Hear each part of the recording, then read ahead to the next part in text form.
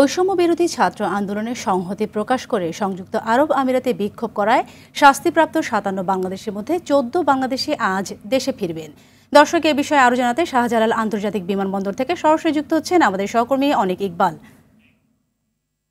অনেক জানাবেন যে ক্ষমা পাওয়া ৫৭ বাংলাদেশি কি দেশে পৌঁছেছেন কিনা, আর সেখানকার সর্বশেষ পরিস্থিতির কি জানেন আপনি?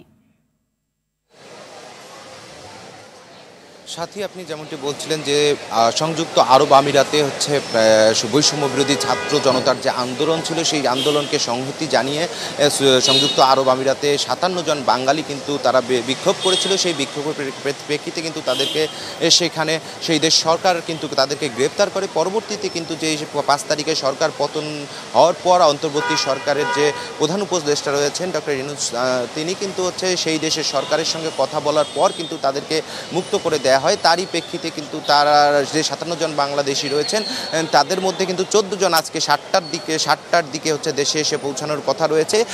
তাদেরকে কিন্তু আমরা এয়ারপোর্ট সূত্রে আমরা যতটুকু জানতে পেরেছি, তারা সংযুক্ত আরব আমিরাত থেকে এখানে উপস্থিত আসে ৭টা ৪৫ মধ্যে কিন্তু দেশে এসে পৌঁছানোর কথা রয়েছেন। কি এখানে হযরত শাহজালাল আন্তর্জাতিক বিমানবন্দর এবং হচ্ছে চট্টগ্রামের যে শাহ আমানত বিমানবন্দর রয়েছে, সেখানে কিছু বাংলাদেশির নামার কথা রয়েছে। কিন্তু এখন পর্যন্ত আমরা যতটুকু জানতে পেরেছি এয়ারপোর্ট কর্তৃপক্ষের কাছ থেকে, তারা জানিয়েছেন তারা কখন কিভাবে কোন ফ্লাইটে আসবেন তারা কিন্তু এখনও জানতে পারেননি। কিন্তু তারা যখন আসবেন সেই সব ব্যবস্থা কিন্তু এয়ারপোর্ট কর্তৃপক্ষ নিয়ে রেখেছে এই পর্যন্ত, এবং এয়ারপোর্টের যে সার্বিক নিরাপত্তা ব্যবস্থা রয়েছে সেটিও কিন্তু জোরদার করা হয়েছে। সাথী, এই ছিল আমার কাছে হযরত শাহজালাল আন্তর্জাতিক বিমানবন্দর থেকে সবশেষ অবস্থা। অসংখ্য ধন্যবাদ আপনাকে।